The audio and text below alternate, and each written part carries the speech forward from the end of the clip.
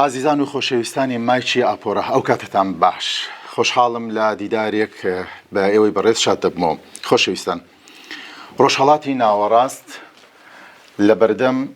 کۆمەڵێک گۆڕانکاری گەورە و استراتیژیدایە. هەرێمی کوردستان بەبێ هیچ شک و گومانێک بە دەرنیە لەو گۆڕانکاریانە. ئەوەی دەمەوێت باسی بکەین ئەوەیە کە ماوەیەکە باس لە پرۆژەیەک دەکرێت، ئەویش پرۆژەی کۆدەنجی نیشتیمانیە بۆ هەژاندنی ناوەندەکانی بڕیار لە جیهاندا. ئەو پرۆژەیە کۆمەڵێک خەڵکی ئەکادیمیست و ڕۆژنامەنووس و ڕۆشنبیر لە ناوە و دەرەوەی هەرێمی کوردستان بەشداریان کردووە. بۆ ئەمڕۆ حەز دەکەم لەسەر ئەو پرۆژەیە بە وردی قسە و گفتوگۆ بکەین لەگەڵ زۆر بەڕێز بەڵێن عەبدوڵڵا سکرتێری گشتی حیزبی زەحمەتکێشانی کوردستان کە لە ستودیۆ لەگەڵماندا ئامادەیە. کاک بەڵێن ئەو کاتت باش. زۆر سپاس. کاک بەڵێن با ڕاستەخۆ لەوە دەست پێ بکەین بۆ چوونی ئێوە وەک زەحمەتکێشان لەسەر ئەو پرۆژە نیشتیمانیە چییە کە لە ماوەی چەند ڕۆژی ڕابردوو وەکو ئاماژەم پێدا ڕاگەیەندراوە. وایە زەحمەتکێشان خۆی بەخاوەنی ئەو پرۆژەیە دادەنێەوە؟ ئایا تەبەنی ئەو پرۆژەیە کردیا؟ دەمەوێت دیدی ئەوە بزانی. زۆر سپاس بۆ دەرفەتە. سڵاو ڕێز بۆ بینەران و جێگرانی ئاپۆرە. لە پێشەوە من دەمەوێت بە ناوی خۆم و هاوڕێیانم لە حیزبی زەحمەتکێشانی کوردستان سوپاس و پێزانین و ڕێزی خۆم بۆ تەواوی ئەو برا و خوشکە بە ڕێزانەی کە لە ڕێگای دەرکردنی بەیاننامەیەک دەست پێشکەرێکیان خستۆتە بەردەم هەموو سەرجەم لایەنە سیاسیەکان و کەسانی تێک و شەر و نیشتیمان پەروەر و ڕای گشتی لە کوردستان. سوپاس و پێزانینی خۆم ئاراستەیان دەکەم. بەڕاستی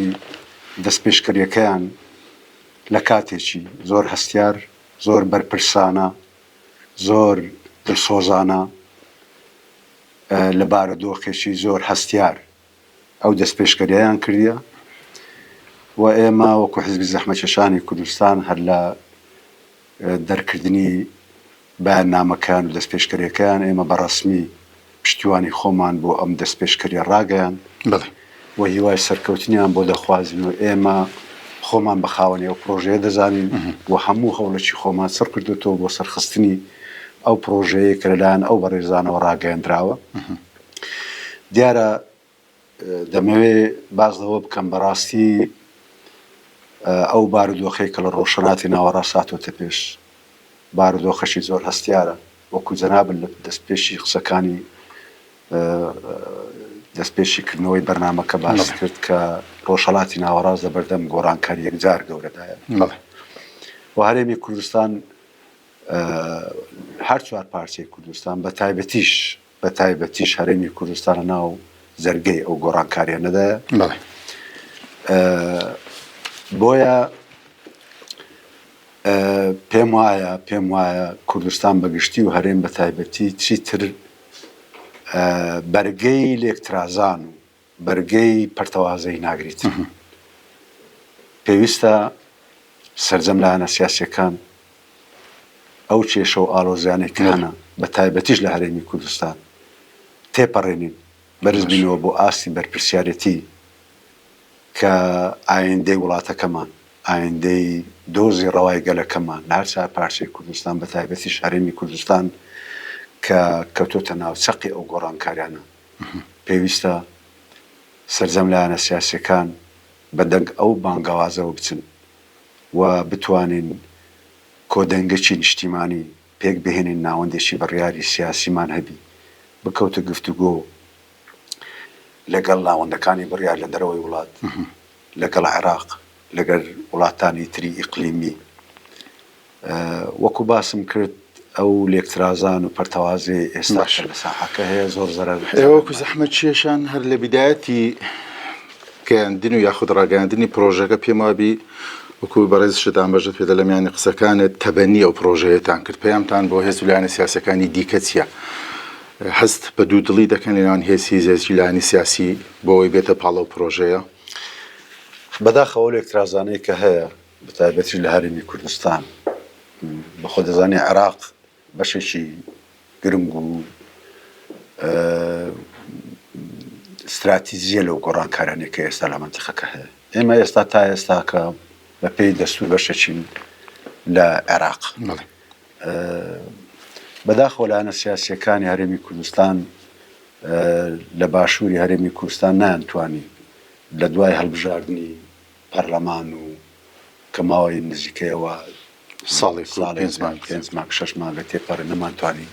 پەرلەمان ئەکتیڤکەین نەمانتوانی حکوومەت تێک بینین بۆ ئەوەی بە یەک پاکێزی هاوبەش لەگەڵ عێراق کێشەکانمان یەکلاکەینەوە کێشە دەستوریەکانمان یەکلا بکەینەوە و تا ئێستاش ئەو لێکترازانە بەردەوامە بەداخەوە بە تایبەتیش دوای هەڵبژاردننی ئەنجومەنی نوێنەرانی عێراق خۆتان دەزانن ئێستا لە بەردەم پێکەنانی کابینەی نوێن لە پێناوە و عێراق لەو بارودۆخە بەرەو چێ دەڕواتن عێراق لە وەزعی ئێمە پێگەمان ناو عێراق چییە و ئەوانە هەمووی بەرپرسیارەتیشی گەورەن بەداخەوە لایەنە سیاسیەکانی هەرێمی کوردستان نایانتوانی ئەو کارە بکەن لە بەدیلی ئەوان ئەو کۆمەڵە تێکۆشەر و درسۆز و نیشتیمان پەرۆرە هاتوونە ئەو پرۆژەیان ڕاگەیاندیە کە ئەگەر بەهات پایە فراکسیۆنەکانی کوردستان و لایەنە سیاسیەکانی کوردستان ئەو ساڵ و 5-6 مانگەیە ئەن لە دەست نەدابایە و بە فیڕۆیان نەدابایە میچینە ئێستا پێگەی هەرێمی کوردستان لە مەعادلە سیاسیەکان لە هاوچێشە سیاسیەکان هەم لە عێراق هەم لە منتیقەکە بەهێز دەبوو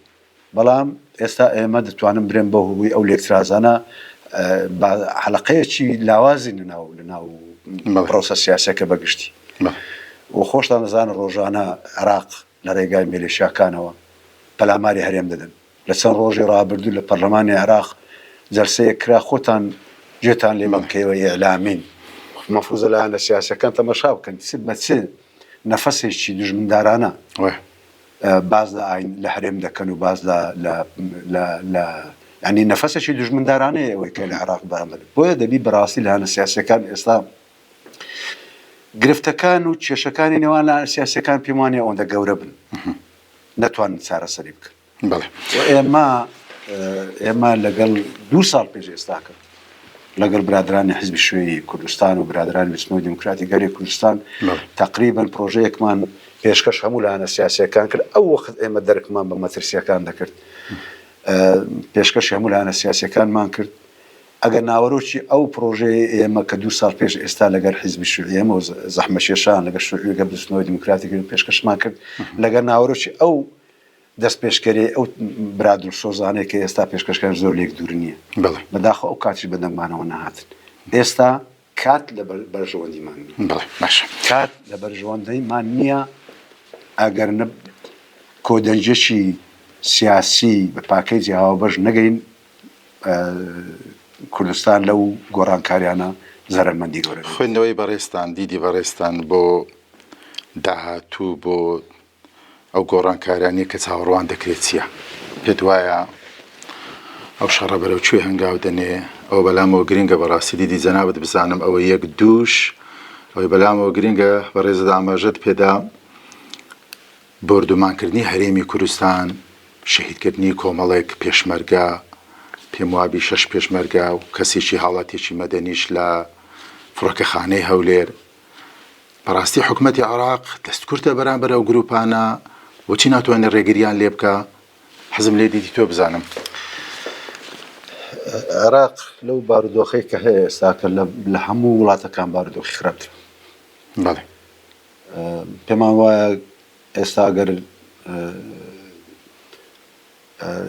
بەیانی شەڕەکە ڕاوەستی هیچ گۆڕانکاریەکی ترش بوو نەداتن کەم پێم وایە شەڕەکە هێشتا مەدای ڕاوەستانی نابینم چونکو پێت وایە درێژە بکێشێ زیاتر پێم وایە مەرجەکانی ئەو مەرجانەی کە هەنا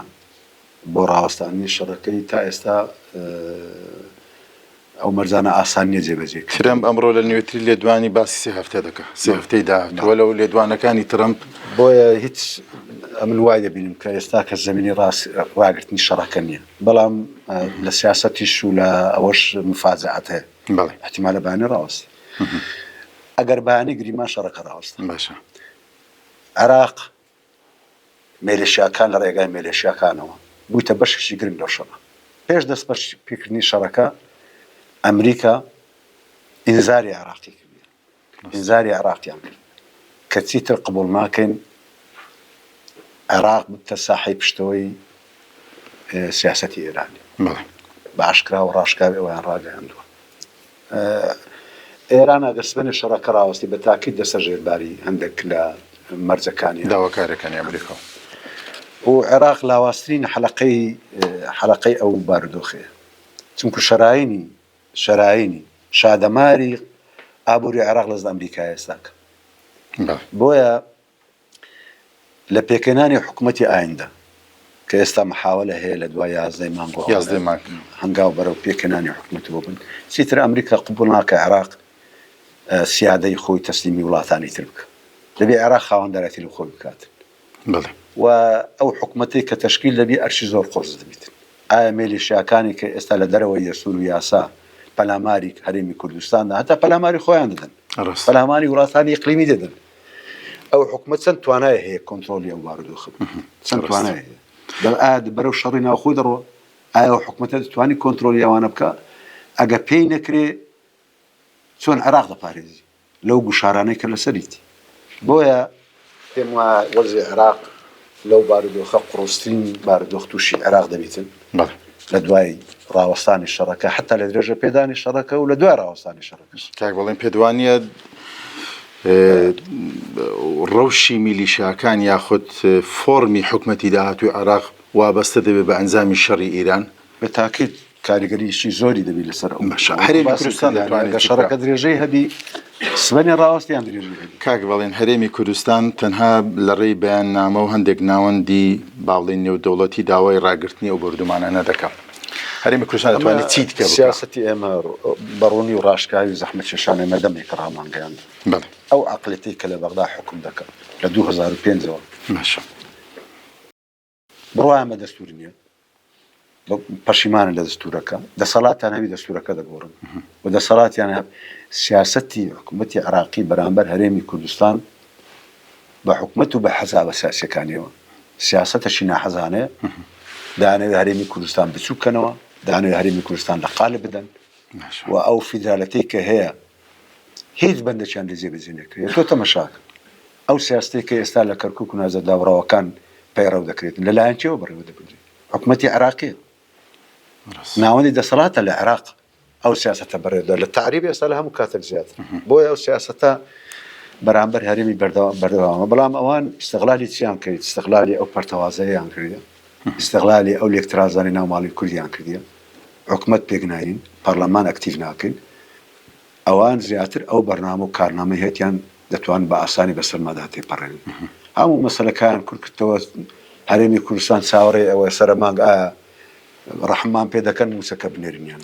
کێشەی کورد هەموو ئەوە لەبەرەوە بەڕاستی ئێمە وەکو حیزبی زەحمەتکێشانی کوردستان پێمان وایە عێراق تا ئێستا پابند نییە بە جێبەجێکردنی دەستور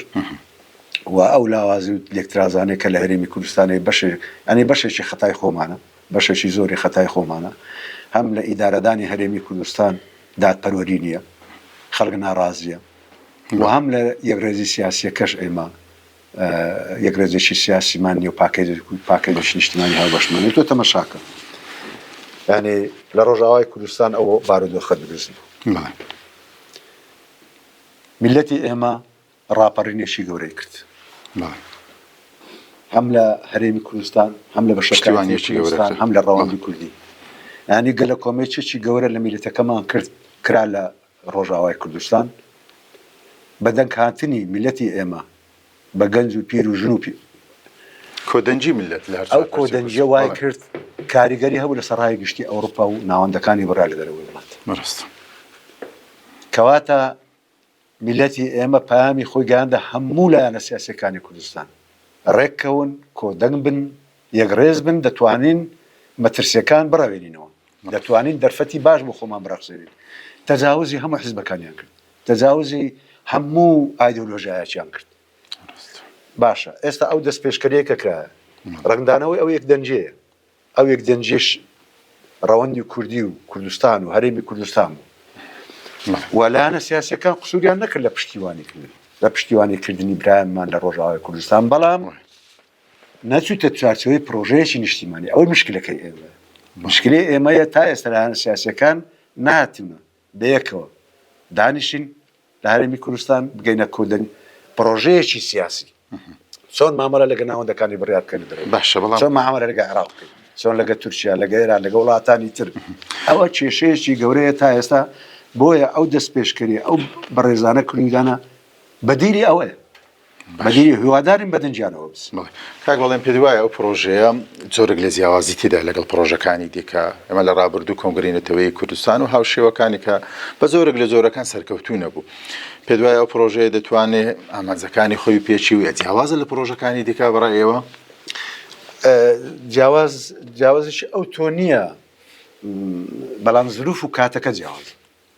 زروف و کات باڵێکە ئەو کاتی ئێستاکە زۆر جیاوازە لەو دەست پێشکەریانی مەسەرەن 2 ساڵ پێش ئێستا ئێمە ئەو دەست پێشکەریەمان کرد ئەو بارودۆخە بەو شەکرە نەبوو ئەو بارودۆخی مەترسیدارەی کە ئێستاکە دروست بووە لەسەر ئایندەی قەزەی ئێمە لە ڕۆژهەڵاتی ناوەڕاست لە شەڕ و پێکدادانەکان لە ململانێت توندەکانی نێوان وڵاتانی قلین و زریێزەکان ئەو کاتی بەو شەکرە نەبوو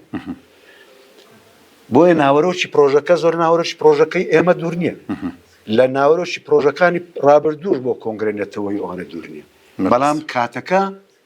کاتەکەی جیاوازە بڵێ کاتەکە جیاوازە و بارودۆخەکەش جیاوازە گرنگی پرۆژەکە و دەرکردنی پرۆژەکە لەو بارودۆخی مەترسیدارەی کە ئێستا کە لە ڕۆژهەڵاتی ناوەڕاستەیە هەمومان لە بەردەم گۆڕانکاری گەورەداین هەمومان لە بەردەم ئاڵۆزبوونی زیاتری بارودۆخەکەی پێویستمان بەوەیە کە ئێمە ئەو دەست پێشکەریە بکەینە پرۆژەیەکی سیاسی گەورەتر لانە سیاسەکان ڕێکخراوەکانی کۆمەلگای مەدەنی و بتوانین لە سەپاکێجێکی هاو بەژێکەوین چۆن مامەرە لەگەڵ بارودۆخە بکەین بەڵام کاک بەڵێن یەکێک لە دروشمەکانی ناو پرۆژەکە یەکە پێ وایە ئەوە لە ڕووی جیۆپۆلیتیکیەوە وڵاتانی چواردەوێر وڵاتانی ئیقلیمی مەترسیان بۆ دروست نابێت چۆن بتوانین فۆرمێک بدۆزینەوە کە ئەو ترسی ئەوان هەیە بیڕەوێنینەوە مەسەلەی کورد لە هەر سا پارچەی کوردستان مەسەلەی کێشەی ڕەوای ملەتێک کێشەی ڕەوای ملەتێک بەڵام چینە بارودۆخی سیاسی تایبەتمەندی هەر پارچەیەکی کوردستان لەگە پارچەیەشتر جیاواز بڵێ ڕۆژهەڵات لەگە ڕۆژئاوا جیاوازە ئێرە لەگە ڕۆژهەڵات باکوور جیاوازە بەڵام ئەوە هیچ بەدەر نییە لەوەی کە هەماهەنگگیرە نێوان پارچەکانی کوردستان هەبی بۆ پشتیوانیکردنی یەکتر و لەژێر دروشمێک بی کە نەستە چوارچێوەی دژمنداراتی مەسەلەن بۆ نمونە ئێمە پێشنیاری ئەوە دەکەین کە کۆنفرانسێک بکرێت یان لاانە سیاسیەکانەگە کۆنفرانسێکی نەکرد لاان سیاکە لەسەر ئەوەی کە لەژێر دروشمی چارەسەری ئاشتیانەی دۆزی ڕەوای گەلەکەمە ئەوە نابتە شۆڕشی چەکداری ڕاستە یعنی تۆ دەتەوێت لە ڕێگای یاسایی و شەرعی و دیموکراسی و ئاشتیانە کێشەی ڕەوای ملەتەکەی خۆ چارەسەر بکە وروژاننی تێدا نییە کۆدەنجێکی تێدایە هەماهەنگی تێدایە هەمومان هەوڵ دەین بۆ تایبەتی هەرێمی کوردستان خۆ بۆ دوایە بۆ چەقی قوڵایی استراتیژی بەشەکانی تری کوردستان بە حکمی ئەو پێگە شەرعی دەسووری هەیەی ڕۆژاوای کوردستان کە تووشی ئەو بارودۆخە بوو کۆبنەوەکان چێ دەکرێت کۆبنەوەکانی قیادەی سیاسی لە ڕۆژاوای کوردستان ئەمریکیەکان فەڕەنسیەکان هەمووی لە هەولێر نەدەکرا ڕاستە کەواتە هەرێمی کوردستان توانی بە ڕۆڵێکی کاریگەر هەستی لە چارەسەر و ڕاگررتنی ئەو گەلە کۆمەچەی هەبوو لەسەر برایانمە لە ڕۆژاوای کوردستان پێت وایە وڵاتان تەفەهمیان دەبێت و حتا لە باکووری کوردستان عفوکە ئەو پرۆسەی ئاشتەی کە لە باکوور هەیە هەرێمی کوردستان ڕۆلی هەیەەوە کەواتە ئێمە دەتوانین لەژێر ئەو دروشمە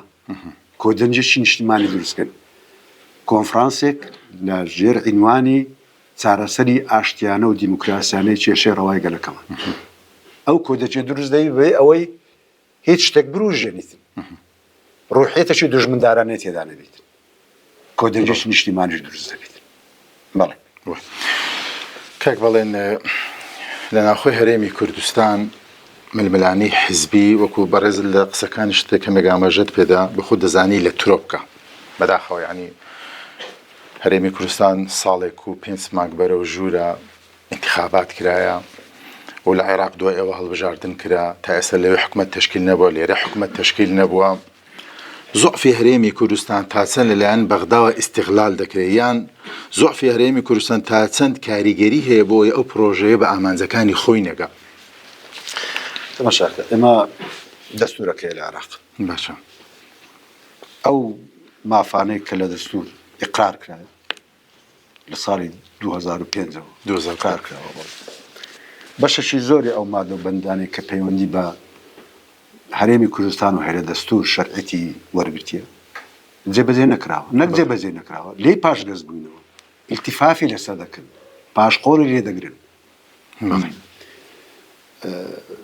ئایا کێشەی ئێمە لە بەغدا سەرۆک کۆمارە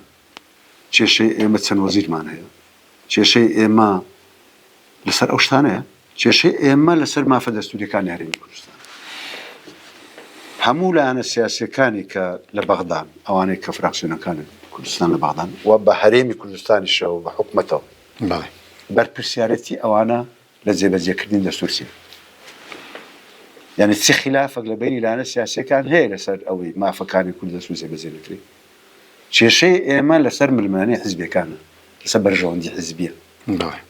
تا ئێستا لایەنە سیاسیەکان نانتوانێ ئەو چارەسەری ئەو مشکلەی و تێپەڕن باز دەن بەسەر ئەو مەشاکلە ناوخۆیانەی خۆمان بگەنە پاکێجێکی هاو بەش لەسەر مافە دەستوریەکان کاک بڵێن زۆر کە هەموو لایەکمان خۆمان دەگمان پێداوە و مافی ئێمەیە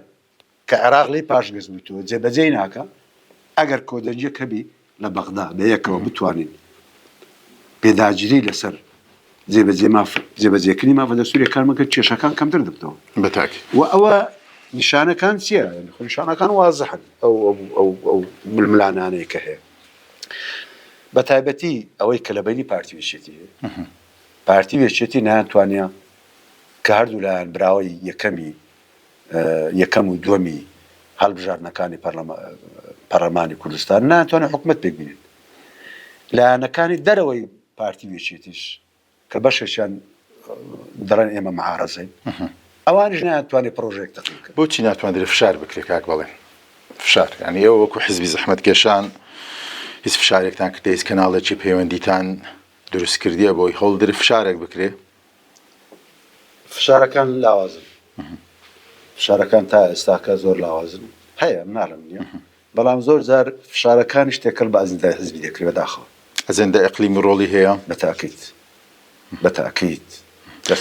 زۆر جار کاک بڵێن باز لەوەی دەکرێت بۆ سی کێشەکانی ئێرە مەبەستم لە فشارەکان ئەگەر خرات چوارچێوەی ئەجندای حیزبی نەخرات چوارچێوەی پرۆژەی نیشتیمانی ناتوانانی ئەو فشارە کاریگەری بمێنیت لایەنێکی سیاسی دێ مەسەرەن کۆمەڵک لە ڕێگای کۆمەڵک شت فشار دەکا بەڵام ئەزیندایش تایبەتی خۆی لە پشتی ئەوە پێم وانێ بتوانێت بڵێن نەبوونی دەستور لە هەرێمی کوردستان تا چەند ڕێگە خۆشکەرە بۆ شتێکی ئەوەندە درێژە بچێشێ یەکێک لە خاڵە هەرە لاوازەکانی ئێمەوە نەبوونی دەستورە دەستور زۆر کێشت بۆ یەکلا دەکاتەوە بەڵێ بەڵام ئەمنەوەی ناشارم بە ڕاشکاری دەڵێ بڵێ ئەگەر دەستوری شەوی بەڵام ئیرادەی جێبەجێکردن نبی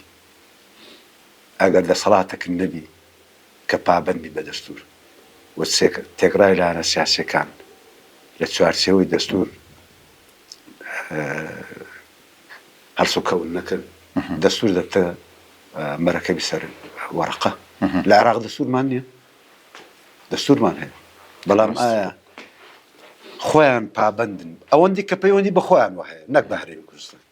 بابێن بزانین لە چێن دەرێک کە پابند بە دەستور تا ئێستاکە هەموو ئینتیخاباتەکانی کرایە بە پێی دەستور تەوقیتات دانرایە بۆ پێکەنانی حکوومەت و هەڵبژاردنەکانەوە کراوە نەکراوە ڕاست ئایا دەسەڵاتەکانی کە دەسەڵاتی حکوومەت کە ئێستا سەرۆک وەزیران سەرۆکی هەموو هێزە سەکدارەکان نییە ڕاست باشەوە مێلیشیاکان ئێستا کە لە عێراق بە کەیف خۆیان پیاسە دەکەن و یەک بەیەکیان دەناسن معروفش یعنی ناسراونەوە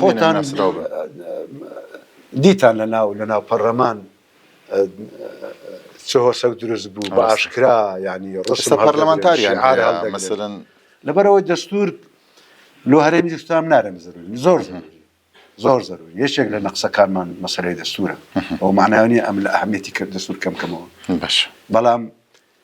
دەستورت هەبی جێبەجێی نەکەی پابند نەبی ئێوە کارە ساتەکە گەورەتر دەبی ڕاستەکە وەکەوەی لە عێراقی باشە کاک بەڵێن لەسەر پرۆژە گەگەر شتێک هەبی حەز بکەی باسی بکەی ئەمن باسم نەکردبی خۆشحاڵ دەبم وڵا باسیکەی من هەر ئەوەندە دەڵێن ئەو بەڕێزانە خوشک و برایە بەڕێزانەی کە پرۆژەکەیان پێشکەش کردووە باشە هیوادارم وەک چۆن لەوێندرێ هیچ ئاسارێکی حزبایەتی پێوە دیار نییە هیچ دژایەتیکردنی هیچ لایەنێکی سیاسی تێدا نییە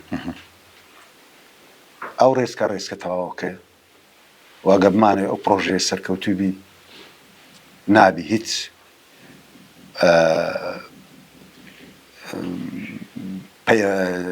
لایەنگری حزبی و ئەوەی پێوە هۆرچی حزبی پێوە دیار بێت نیشتیمانی بیتەوە و نیشتیمان سازی تێدابی نەتەوە سازی تێدابی ئەو ڕێزکەی کە گرتیتیان سارد نەبنەوە بەڵێ بەردەوام بن ئێمە لە پشتیانین لەگەریانین و بتوانین فشاریش دروستکەین بکەونە گفتوگۆ لەگەر لایەنە سیاسیەکان لەگەر هەموو لایەنە سیاسیەکان بکەونە گفتوگۆیەکی جددی و هەوڵ بدەن لەگەر ناوەندەکانی بڕیاری دەرەوەش لەگە وڵاتەکان لە وڵاتانی ئەوروپا ڕەوەندی کوردی لە دەرەوەی وڵات کاریگەریان یەکجار گەورەیە لە بیر نەکەن ئەو برایانە ئێمە لە پشتیانین لە گەریانن ڕەوەندی کوردی